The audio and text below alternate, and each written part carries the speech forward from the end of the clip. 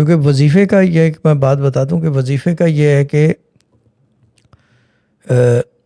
जो ये हमारा अब्बा का सिस्टम है ना, ये सिंगल ट्रैक है, वैदानियत वाला है, यानी कि अल्लाह की तरफ है, और कोई उससे कम की बात ही नहीं है और उससे बढ़ के कोई चीज़ नहीं है, ठीक है ना।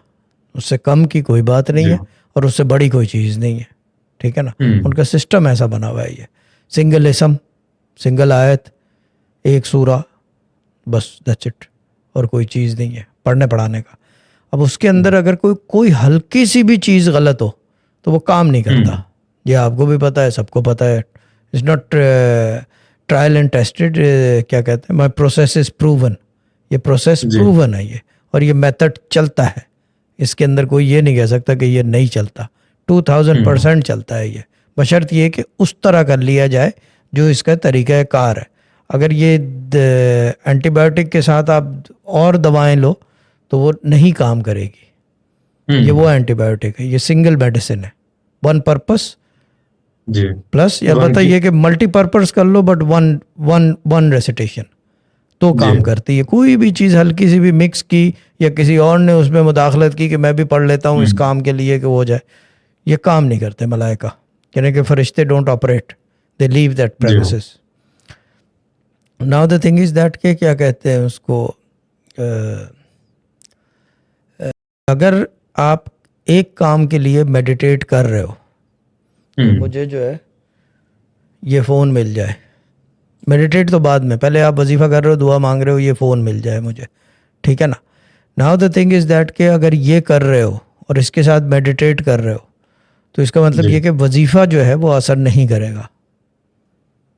सही, यानी कि जाएगा, सब कुछ होगा, मगर वो बाअसर नहीं रहेगा उस काम के लिए।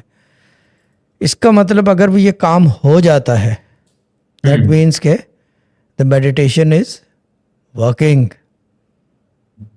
सही, क्योंकि इसके अंदर अगर किसी भी तरीके से मुदाखलत करो वज़ाइफ में कि एक काम के लिए कि ये काम हो जाए, उससे नहीं होता काम। मगर मेडिटेशन करने से, अगर वजीफ़े में भी ये किया है और मेडिटेशन करने से ये ठक करके हो गया है, यानी कि विद इन डेज या मंथ कह लो, अगर लंबा काम है तो टाइम लगेगा, छोटा काम है तो फ़ौरन होता है। जो बस की चीज़ है, आसानी जो चादर के अंदर है, वो फ़ौरन हो जाती है।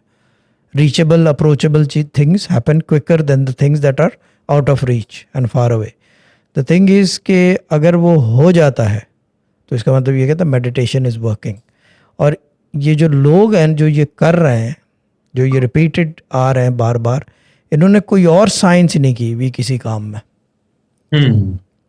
कोई और साइंस नहीं की हुई। And the other thing is, क्या कहते हैं उसको, वो जो एक बात करते हैं ना, बड़े बुजुर्ग कहते थे अल्लाह ताला दिलों के भेद जानता है, ये बात है। समझ में आ रहा है? नहीं।